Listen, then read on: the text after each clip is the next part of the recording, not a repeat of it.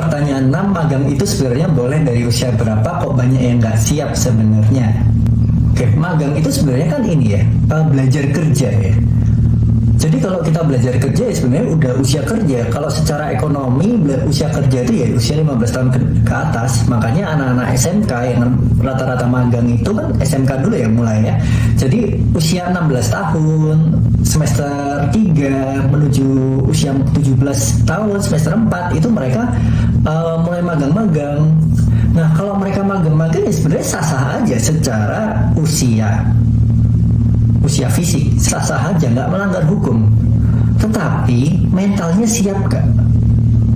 Anak-anak ini sebenarnya siap gak sih mental kerjanya? Usia kerja boleh siap, tapi kalau usia mental belum siap, ya nanti jadinya akan ngerepotin. Akan semakin banyak omongan, aku butuh kerja, aku butuh pengalaman, aku butuh duit, tapi nggak tahu gimana caranya bertahan di tempat kerja. Nggak tahu caranya gimana supaya dia bisa melewati setiap barier-barier di tempat kerja. Makanya sebenarnya magang ini bagus untuk anak-anak SMK, tapi mentalnya juga harus disiapkan.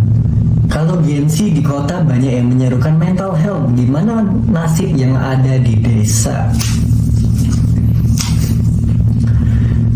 Seharusnya sama ya, Gen Z di desa sama Gen Z di kota seharusnya sih sama-sama menjunjung mental health. Karena namanya sosial media itu cepat banget untuk menyebar. Dikit-dikit ngomong mental health udah sampai Jakarta, orang Surabaya ngomong mental health udah sampai Sulawesi kontennya. Tapi kalau berdasarkan penelitian, yang jauh lebih berat itu sebenarnya anak-anak di desa.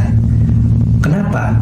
Karena mereka udah memiliki pola pikir layaknya Gen Z dan terkontaminasi dengan sosial media, gaya hidup kota. Tapi orang tuanya kan tinggal di desa, dan biasanya orang tua di desa itu mendukung banget anaknya jadi PNS. Dan kalau kita lihat historinya, banyak banget CPNS menggagalkan dirinya, mengundurkan diri.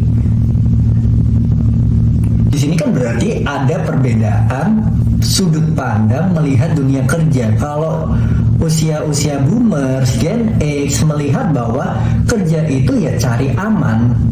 Tapi Gen Z itu bisa melihat pekerjaan itu bukan hanya dari segi aman, tapi juga nyaman, tenang, kalau bisa juga remote. Kenapa Gen Z sulit dapat pekerjaan meskipun punya skill?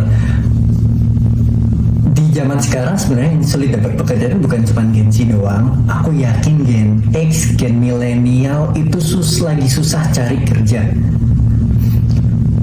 Ini kalau kita nggak membahas secara usia ya, tapi kita membahas dalam sisi teknologi dan skill. Teknologi zaman sekarang itu adalah perubahannya revolusi, perubahan yang cepat. Dan skill yang berhubungan dengan pekerjaan zaman sekarang, dunia industrinya, itu perlu banget skill-skill yang mudah beradaptasi. Jadi skillnya itu habis nambah lagi, skillnya nambah lagi, terus begitu. Nyampe nggak otak manusia? Banyak yang nggak nyampe. Jadi di kondisi zaman sekarang ini lagi ada sesuatu yang nggak berjalan beriringan, yaitu skill yang bertambah secara revolusi, bertambahnya dengan cukup cepat, tetapi perkembangan manusia untuk belajar itu cenderungnya evolusi. Dua hal yang nggak match akan menimbulkan yang namanya kekacauan. Salah satunya bisa kita lihat sendiri adalah kesulitan cari pekerjaan.